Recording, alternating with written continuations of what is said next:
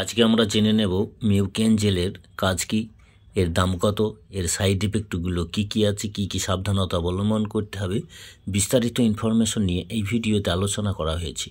ভিডিওটি প্রথম থেকে শেষ পর্যন্ত দেখতে থাকুন। মিউকেন জেল এটি হচ্ছে অ্যানেস্থেটিক অ্যান্টাসিড জেল। এটি 200 ml এর বোতল।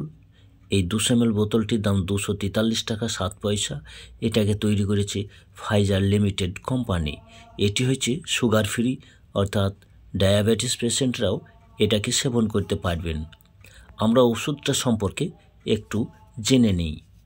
এই মিউকেন জেলের প্রতি 5 ml সিরাপে আছে অক্সিটাকেইন 10 মিলিগ্রাম, অ্যালুমিনিয়াম হাইড্রক্সাইড আছে 0.291 গ্রাম এবং ম্যাগনেসিয়াম হাইড্রক্সাইড আছে 98 মিলিগ্রাম। আমরা এবার জেনে নেব এই মিউকেন জেলের কাজ কি। মিউকেন জেলের কাজ হচ্ছে এটি একটি অ্যান্টাসিড, অর্থাৎ গ্যাস, অম্বল, অ্যাসিডিটি থেকে রিলিফ দেয় মিউকেন জেল।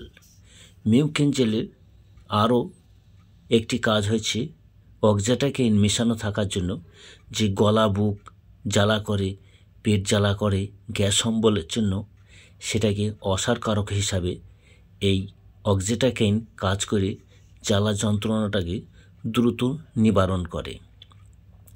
যখন গ্যাস অ্যাসিডিটি হয়ে ওপর দিকে উঠে খাদ্য নালী এবং গলা পর্যন্ত এসে খুব জ্বালা করতে পারে, যেন লঙ্কা বাটার মতো বা আগুনে পুড়ে যাওয়ার মতো জ্বালা করে, সেই ক্ষেত্রে মিউকেন জেল খাওয়ার সঙ্গে সঙ্গে রিলিফ দেয়।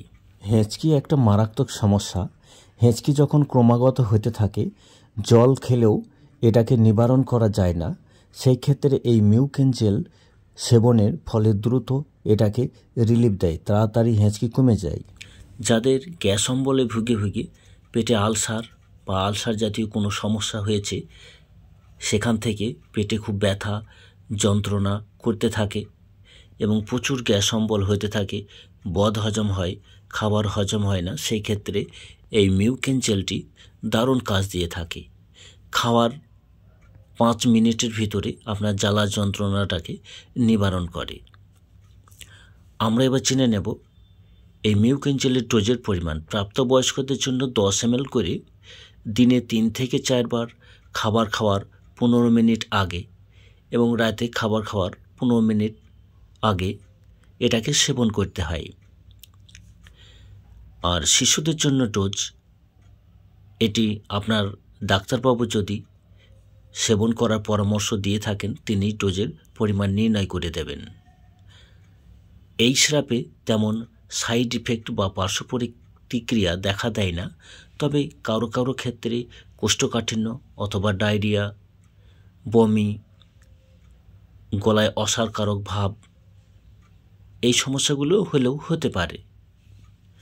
আমাদের এই ভিডিওটি ভালো লাগলে লাইক, শেয়ার, কমেন্ট এবং সাবস্ক্রাইব করে সঙ্গেই থাকুন।